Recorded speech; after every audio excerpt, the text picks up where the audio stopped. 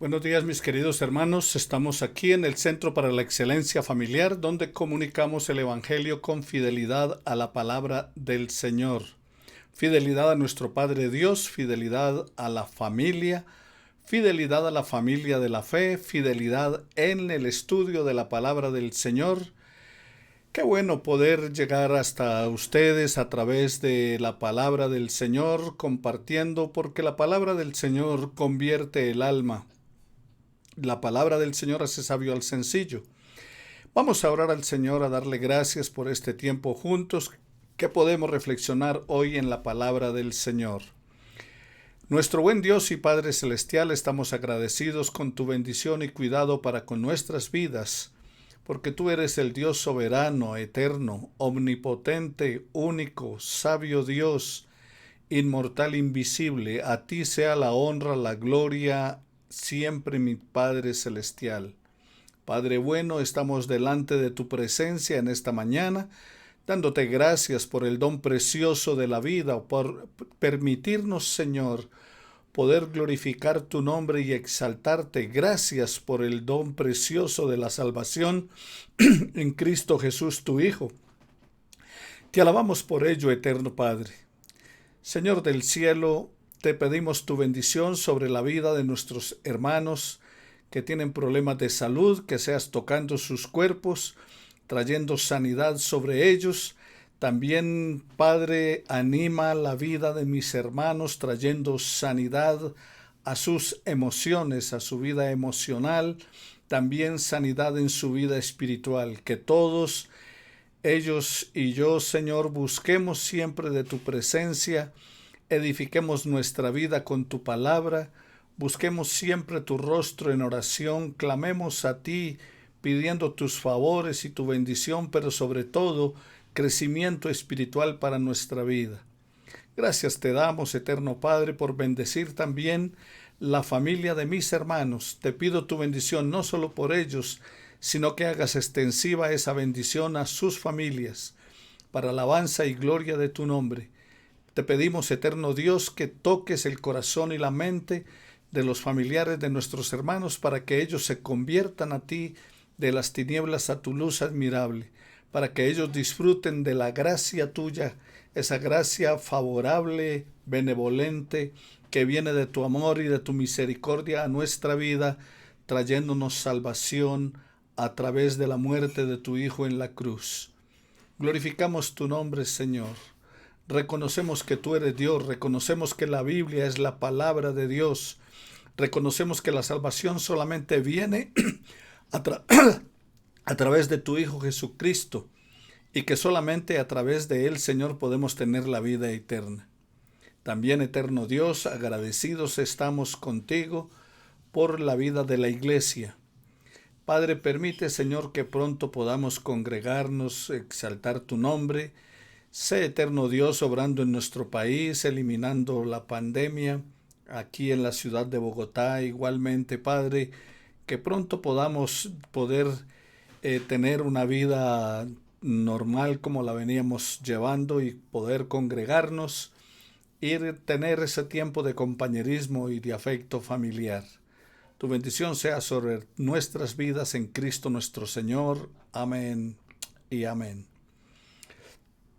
Bueno, mis queridos hermanos, venimos estudiando el Sermón desde el Monte, o conocido como el Sermón del Monte. Este es nuestro estudio número 6. Y en el Sermón del Monte encontramos el camino de la influencia en el reino. San Mateo capítulo 5 versículos 13 al 16 dice que vosotros sois la sal de la tierra.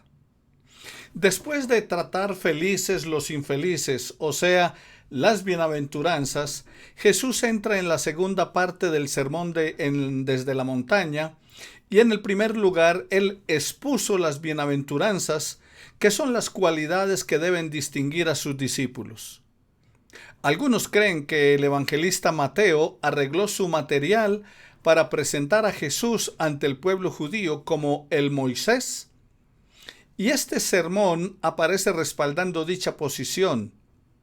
Así como Moisés subió al monte Sinaí para recibir de parte de Dios la ley para su pueblo, Jesús subió a la montaña para entregar nueva ley a su pueblo.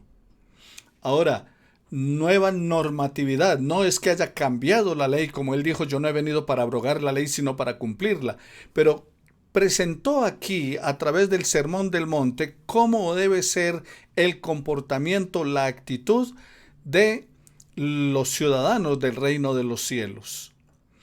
En el versículo 13, en la primera parte dice vosotros. Y esta palabra expresada en el griego es enfática. Es como si dijera vosotros, que con frecuencia sois pobres y sois perseguidos, versículos 10 y 13 de Mateo 5, sois de gran importancia para el mundo y debéis cumplir con vuestro deber con él. Vosotros sois. Ese sois es la verdad con respecto a los discípulos a quienes se dirigía y es un hecho permanente con respecto a los discípulos de Cristo en general, lo cual nos atañe igualmente. Pero este oficio alto de los cristianos no ha de venir a ser parte para ellos una ocasión del orgullo espiritual. Al contrario, nuestro Señor procede a mostrar el mal de dejar de ejercer esta influencia saludable en nuestro medio. Si se desvanecía, si se hubiera perdido su sabor, si se perdiera su actividad o quedara insípida, esa misma idea la expresa Marcos en el capítulo 9, versículo 50, cuando dice, y si la sal fuere desabrida. El deseo por la felicidad y la influencia es innato en el corazón de los seguidores de Jesús. El deseo de felicidad y la influencia es innato también en todo ser humano. El cristiano feliz es alguien que ejerce influencia. Pocas cosas son más contagiosas que una vida cristiana radiante. Hay un llamado urgente aquí para que el cristianismo sincero ejerza su influencia en este mundo contaminado. Vosotros sois la luz, vosotros sois la sal. En esos versículos 13 al 16, Jesús nos presenta dos metáforas, la sal y la luz, para enseñarle a sus discípulos que ante la violencia que el mundo ejerce contra ellos, su respuesta debe ser la de ser sal y luz para este mundo violento. La tradición bíblica ha visto en las propiedades de la sal el dar sabor y preservar. Dar sabor y preservar los alimentos. Aquí es símbolo de sabiduría. Para el evangelista Mateo, esta sabiduría, la palabra de Dios, la buena noticia, no es un abstracto, sino que está personificado en la vida de los creyentes. Esta es una nota tomada de la Biblia en nuestro pueblo. Ahora, generalmente se asocia este dicho con las cualidades de la sal. Y las cualidades de la sal, una de ellas es dar sabor, la otra es conservar los alimentos y servir en algunas ceremonias religiosas. Además, en aquella época la sal en trozos se colocaba como piso en los hornos para aumentar rápidamente su calor y se mezclaba con estiércol para fabricar combustible. También servía la sal como abono para las plantas. Esta es una nota tomada de la traducción latinoamericana. Esta nota hace referencia a los hornos de la tierra que se usaban en aquella época. En este caso, Jesús estaría diciendo, ustedes son la sal del horno de la tierra. Pero su alcance no se agota allí. Pues teniendo en cuenta los versículos siguientes, nosotros podemos concluir que Jesús quería enseñar que sus discípulos deben ser la sal para toda la humanidad. Como sal, los discípulos de Dios como sal, los discípulos de Jesús como sal. El cristiano está llamado a conservar su pureza, su carácter antiséptico y su capacidad de dar sabor en medio de una sociedad que ha perdido los valores. mucha de la sal que se usaba en Palestina provenía del Mar Muerto y contenía muchas impurezas, y eso hacía que se perdiera algo de su valor. Ahora, es bien conocido que la sal de este país, cuando está en contacto con el suelo o expuesta a la lluvia y al sol, llega a ser insípida y sin valor. Por la manera en que se recoge mucha tierra y cosas impuras que al recoger la sal se mezclan con ella, entonces mucha de esa sal era tan impura que no se podía usar absolutamente para nada. Esa sal pronto se eflorece y se vuelve polvo, pero no un polvo fértil. O sea, no quedaría sirviendo ni siquiera para abono. No solo no sirve para nada a ella misma, sino que realmente destruye toda fertilidad en donde quiera que es echada. O sea que si se echa en las plantas o algo, las quemaría. Y por ese motivo es echada más bien en las calles. El barrer la sal que no sirve y echarla a la calle son actos familiares a todos. Se ve pues que el caso supuesto es uno que realmente ocurre y con frecuencia pasaba allí, del barrer la sal y tirarla a la calle. Incluso se tiraba en los bordos del camino donde nacían hierbas, plantas, para que las quemara y dejara así la tierra limpia. La aplicación aquí es obvia. Los cristianos deben cumplir con su función. Deberían realmente servir como la sal de la humanidad y serán indignos y despreciables, y eso sin remedio, si no cumplen con el propósito de Dios. Si el cristiano se deja contaminar por las impurezas de un mundo corrupto, alejado de Dios, entonces su testimonio no sirve para nada, pues se convierte en un antitestimonio. Si la sal pierde su sabor, sigue diciendo el texto, ¿con qué será salada? En la expresión semejante de Marcos 9:50, que dice es insípida, es claramente personal, con la que se adobaba las carnes. Y no hay sal para la sal. O sea, si la sal pierde el sabor, ¿con qué será salada? O sea, no hay sal para la sal. Lucas capítulo 14, versículo 34 nos da la misma imagen como usada en otra conexión. Y por eso dice, ¿con qué será salada? No vale para nada. Literalmente no tiene fuerza o eficacia. Alguien dijo que cuando la iglesia y el mundo se comportan de la misma manera, no es que el mundo se haya santificado, sino que la iglesia se ha paganizado. Vuelvo a reiterarles. Cuando la iglesia y el mundo se comportan de la misma manera, no es que el mundo se haya santificado, sino que la iglesia se ha paganizado. La impactante metáfora de Jesús se hace clara cuando uno piensa en el poder de la sal. Sazona, preserva, purifica. Esa parte sazonante, perseverante y purificante de la sal nos la presenta acá de una manera clara el Señor Jesús. Y es aterradora la idea de que una sociedad exista sin ninguna influencia cristiana. Sin ella, el mundo entero caería en una declinación moral. Si el mundo anda como anda, si el mundo vive como vive, si el mundo se comporta como se comporta, si todas las cosas que acontecen donde impera la maldad, habiendo cristianos, sal y luz de la tierra, ¿te imaginas donde no hubiese uno solo? ¿Qué sabor tiene la sal de la cual habló Jesús? ¿Qué es aquello que el cristiano puede tener por algún tiempo y luego perderlo? Ahora, no está hablando de la salvación del alma. Juan 10:28. El sabor de la sal es lo que llamamos espiritualidad. El cristiano espiritual es el que ejerce influencia y sin una sincera espiritual, aquellos que profesamos seguir a Cristo seremos pisoteados por el ridículo, por la burla y por la hostilidad, si no hay una sincera espiritualidad. Un cristiano espiritual emana santidad y felicidad. Y solamente una estrecha relación con Jesús puede mantener efectiva la salinidad del cristiano.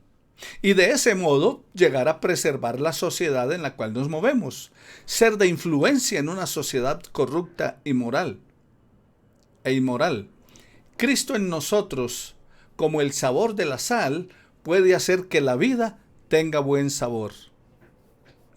Luego entonces dice, ustedes son la luz del mundo. Capítulo 5, versículo 14 al 16 de San Mateo. Ahora, los cristianos como luz.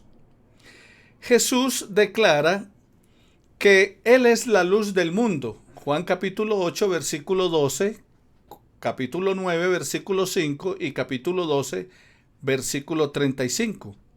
Y también encuentras en Primera de Juan capítulo 1, versículo 7 y siguientes.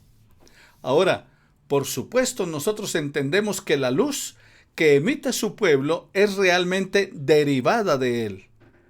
Efesios capítulo 5, versículo 8. O sea, luz derivada de él, emanada de él. Es como la luna. La luna en la noche y esas noches de luna llena da su resplandor. Se ve bastante luz, está bien iluminada, pero no es la luna la que tiene la luz. La luna tiene una superficie arenosa y el sol pega sus rayos solares sobre la superficie de la luna y por esa razón se ve resplandeciente, se ve que ilumina. Y en unas noches de esas de luna llena ilumina la tierra. Pero no es su propia luz. Es una luz emanada del sol. Igualmente entonces el cristiano que tiene una estrecha relación con Jesús, que camina con Él cada día, que se mueve en fe, entonces emite luz, pero la luz derivada de Jesucristo, de aquel que dijo yo soy la luz del mundo. Efesios capítulo 5 versículo 8 nos dice acerca de esa luz derivada de Él. Y en Filipenses 2:15 somos comparados con las luminarias celestiales. Juan 5:35, el Bautista es llamado literalmente lámpara que aquí resplandecía. Eso se decía de Juan el Bautista, que era una lámpara que aquí resplandecía. Lo cual Jesús había dicho probablemente antes de predicar este sermón desde el monte. Aquí, en el sermón desde el monte, él dice que los cristianos son la luz del mundo. El manantial de luz espiritual, para él, así como el sol lo es de la luz natural, entonces de nosotros Cristo es nuestra luz resplandeciente y natural. Juan capítulo 11, versículo 9. Somos la luz por medio de la cual el mundo, la masa de la humanidad, puede ver las cosas espirituales, puede ver la verdad acerca de Dios y su servicio. La segunda metáfora que Jesús presenta es la luz del mundo. Vosotros sois la luz del mundo. El profeta Isaías afirma que Dios hará que Israel sea luz de las naciones, para que haga posible que la salvación llegue hasta el lugar más apartado de la tierra. Usted lo puede encontrar en el libro del profeta Isaías, capítulo 49, versículo 6 de la palabra. Ahora, eso lo afirmó Isaías, pero ahora Jesús afirma que son sus discípulos, los de todos los tiempos, los llamados a ser la luz del mundo. Y esto nos incluye a nosotros. Así que ustedes, mis queridos oyentes, si son seguidores de Jesús, si están compenetrados con Él, si caminan con Él, si le han recibido como Señor y Salvador, entonces a ustedes y a todos los miembros del Centro para la Excelencia Familiar, Jesús nos está diciendo, ustedes son la luz del mundo. La religión judía perdió su sabor, perdió su pureza, perdió su cualidad antiséptica, perdió su capacidad de alumbrar. Dios había puesto al pueblo de Israel en un lugar apropiado. La puso en un sitio, y estoy hablando de la nación de Israel, allí en Palestina. El Señor la puso en un sitio donde todos los imperios de su época tuvieron que ver con Israel. El imperio egipcio, el imperio sirio, el imperio babilónico, el imperio medo-persa, el imperio griego, el imperio romano. O sea, todas las grandes potencias mundiales de aquella época tuvieron que ver con Israel. ¿Por qué razón? Porque en el sitio que estaba Israel, todos los conquistadores de aquellas épocas de los diferentes imperios que les he mencionado, ellos iban a atacar a Egipto. ¿Por qué razón? Porque Egipto, bañada por el río Nilo, toda la nación, era la despensa mundial de esa época. O sea, había abundancia de comida en Egipto. Recuerda que incluso Abraham va allí a Egipto, el pueblo de Israel, con Jacob va a Egipto por una hambruna, por una sequía que hay. Y es que en Egipto siempre había alimento, siempre había comida. Entonces los imperios que iban a hacer sus grandes cruzadas, a hacer sus ataques, a conquistar y dominar naciones y reinos, entonces lo primero que hacían era conquistar a Egipto para poder abastecerse de alimentos. Pero para poder ir a Egipto tenían que pasar por Israel. Entonces, allí Israel, Dios la puso para mostrarle al mundo que Él era el único y verdadero Dios. Lo puso a Israel como la luz. Y por esa razón entonces es que estamos hablando que la nación de Israel entonces perdió su capacidad de dar sabor, perdió su pureza, perdió su cualidad antiséptica, perdió su capacidad de alumbrar, y ahora le toca a la iglesia de Cristo cumplir esas funciones. O sea, nos toca a nosotros ser la sal y la luz de este mundo. Y sigue diciendo el Señor Jesús, una ciudad asentada sobre un monte no se puede esconder. Una de las cosas que siempre me llama la atención cuando viajo a Manizales es que desde muy lejos uno puede ver la ciudad. Viajando por la parte de Pereira hacia Manizales, usted puede ver la ciudad llegando desde Chinchiná, viniendo desde Medellín. También puede ver la ciudad viniendo por el Neira, se ve la ciudad. Por Santa Rosa se ve la ciudad. Hay diferentes partes de donde usted va viajando hacia Manizales. Usted desde lejos puede ver la ciudad. ¿Por qué razón? Porque está sobre una gran montaña. Se puede ver desde muy lejos.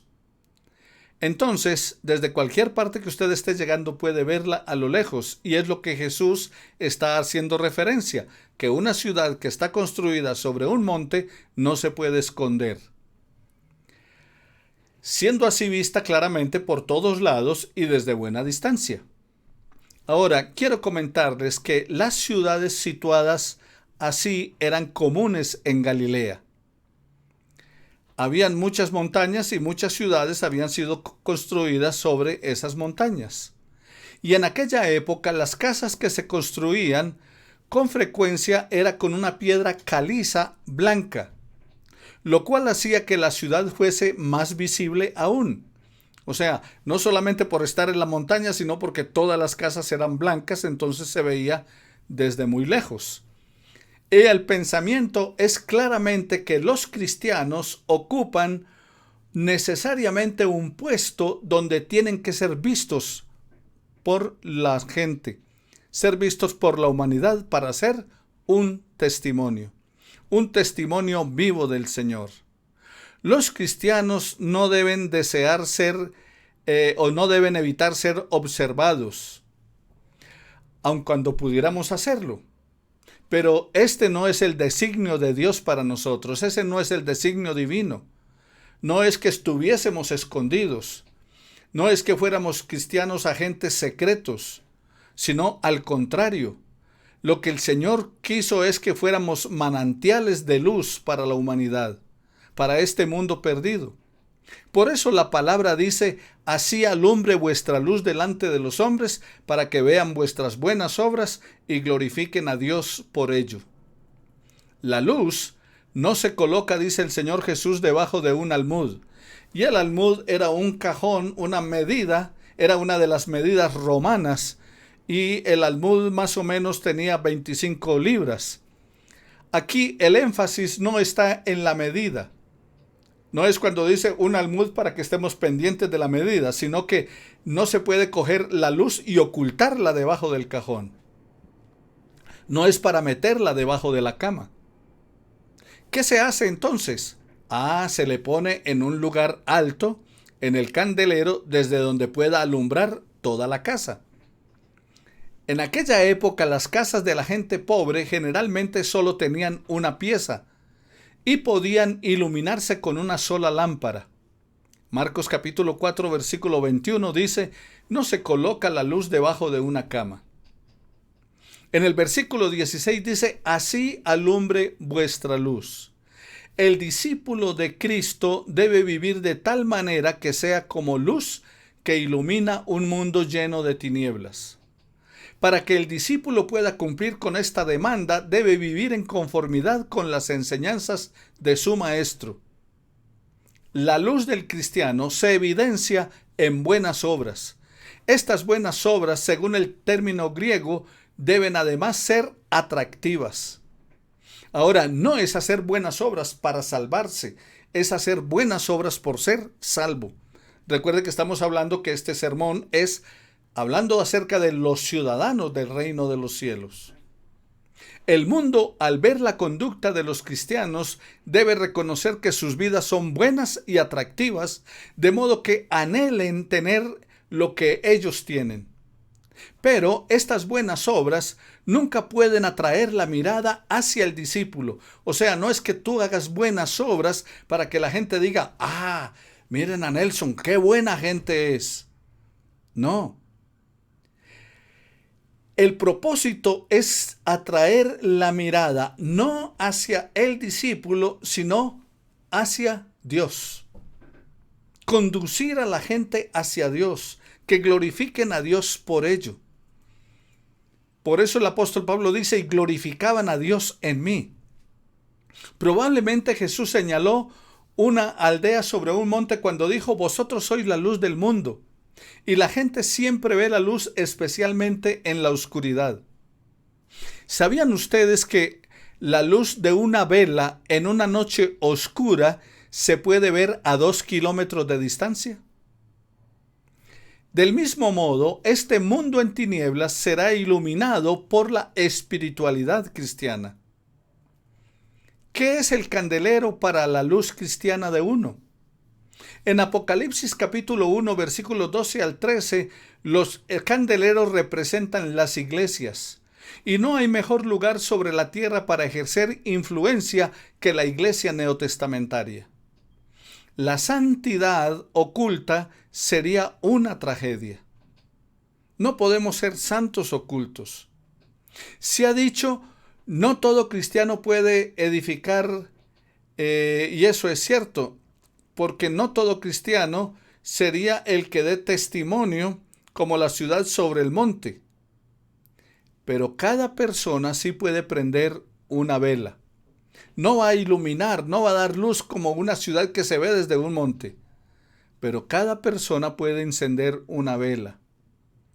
Cada persona puede ser un testigo de Jesucristo. Usted, un testigo del Señor para su familia, para sus vecinos, sus conocidos, sus amigos y para las personas NN.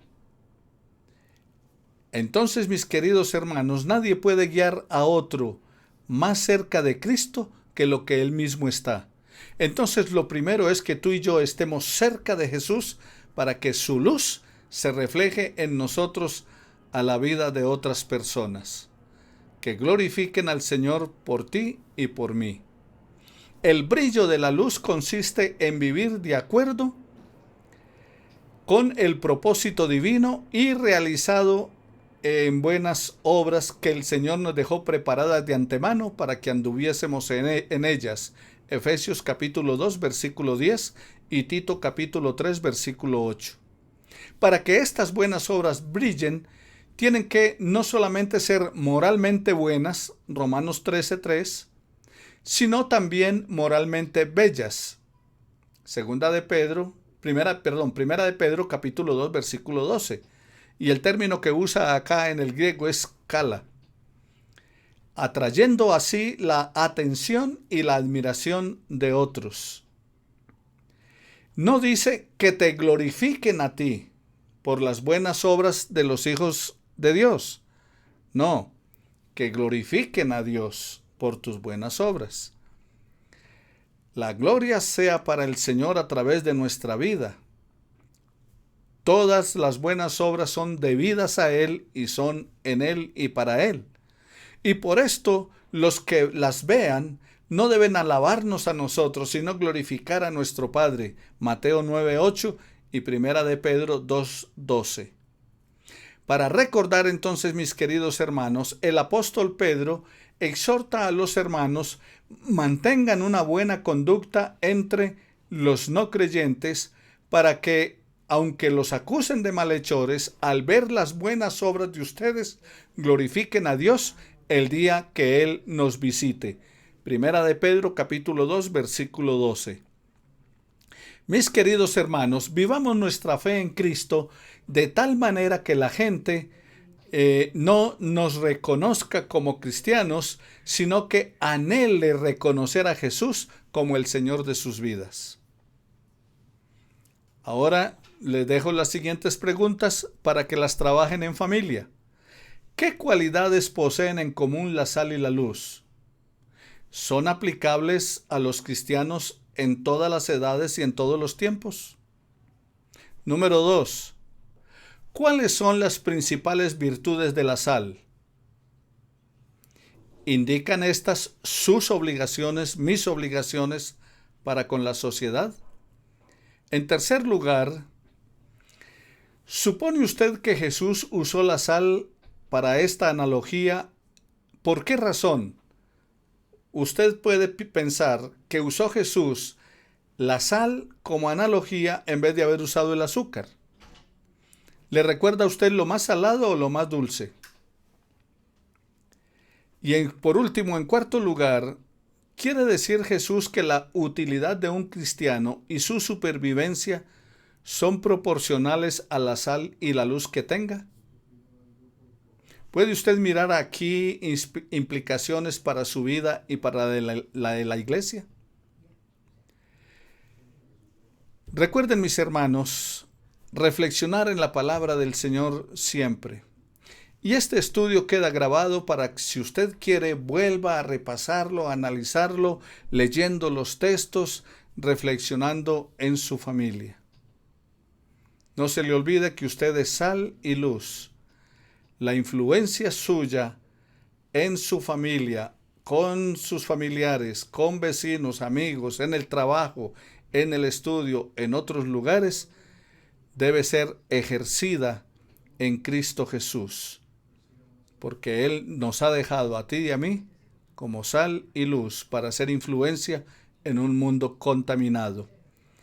Padre, te doy muchas gracias, Señor, por tu inmenso amor y tu misericordia, por guiar nuestra vida hacia ti día tras día. Permite, oh Dios, que podamos continuar glorificando tu nombre. En Cristo nuestro Señor. Amén y amén. Bueno, queridos hermanos, les invito para que tengamos un tiempo de alabanza a continuación y luego viene la predicación de la palabra del Señor. Bendiciones para todos ustedes.